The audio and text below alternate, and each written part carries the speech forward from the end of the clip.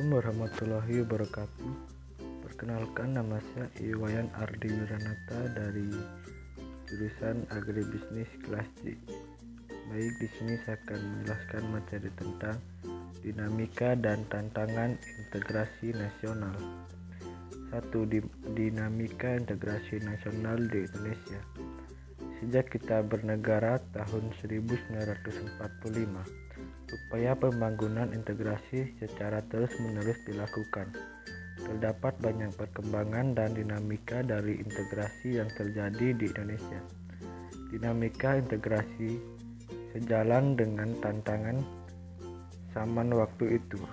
Dinamika itu bisa kita contohkan peristiwa integrasi berdasar 5 jenis berikut. Jenis integrasi sebagai berikut. A. Integrasi bangsa tanggal 15 Agustus 2005 melalui MOU atau Memorandum of Understanding di Vantaa, Helsinki, Finlandia. Pemerintah Indonesia berhasil secara damai mengajak gerakan Aceh Merdeka untuk kembali bergabung dan setia memegang teguh kedaulatan bersama Negara Kesatuan Republik Indonesia atau NKRI. Proses ini telah berhasil menyelesaikan kasus disintegrasi yang terjadi di Aceh sejak tahun 1975 sampai 2005. B. Integrasi wilayah melalui Deklarasi Juanda tanggal 13 Desember 1957. Pemerintah Indonesia mengumumkan kedaulatan wilayah Indonesia, yakni lebar laut teritorial seluas 12 mil diukur dari garis yang menghubungkan titik-titik ujung yang terluas pada pulau-pulau negara Indonesia. Dengan deklarasi ini maka terjadi integrasi wilayah teritorial Indonesia. Wilayah Indonesia merupakan satu kesatuan wilayah dan laut tidak lagi merupakan pemisah pulau, tetapi menjadi penghubung pulau-pulau di Indonesia. C. Integrasi nilai-nilai apa yang bagi bangsa Indonesia merupakan nilai integratif? Jawabannya adalah Pancasila. Pengalaman pengembangan Pancasila sebagai nilai integratif terus-menerus dilakukan, misalnya melalui kegiatan pendidikan Pancasila baik dengan mata kuliah di perguruan tinggi dan mata pelajaran di sekolah. Melalui kurikulum 1975, mulai diberikannya mata pelajaran pendidikan moral Pancasila di sekolah. Saat ini, melalui kurikulum 2013, terdapat mata pelajaran PPKN. Melalui pelajaran ini, Pancasila sebagai nilai bersama dan sebagai dasar filsafat negara disampaikan kepada generasi muda. D.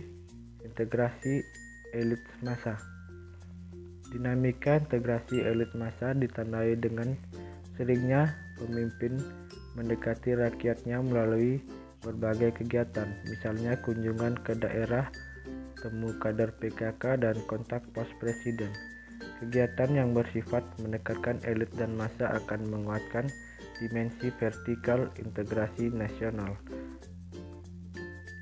E. Integrasi tingkah laku atau perlakuan integratif. Mewujudkan perilaku integratif dilakukan dengan pembentukan lembaga-lembaga politik dan pemerintahan termasuk birokrasi. Dengan lembaga dan birokrasi yang terbentuk, maka orang-orang dapat bekerja secara terintegratif dalam suatu aturan dan pola kerja yang teratur, sistematis dan bertujuan. Pembentukan lembaga-lembaga politik dan birokrasi di Indonesia diawali dengan hasil sidang 1 PPKI tanggal 18 Agustus 1945, yakni memilih presiden dan wakil presiden. Sidang PPKI kedua tanggal 19 Agustus 1945 memutuskan pembentukan 12 kementerian dan 8 provinsi di Indonesia. 2. Tantangan dan dalam membangun integrasi. Dalam upaya mewujudkan integrasi nasional Indonesia, tantangan yang dihadapi datang dari dimensi horizontal dan vertikal. Dalam dimensi horizontal, tantangan yang ada berkenaan dengan pembelahan horizontal yang berakar pada pembedaan suku, agama, ras, dan geografi.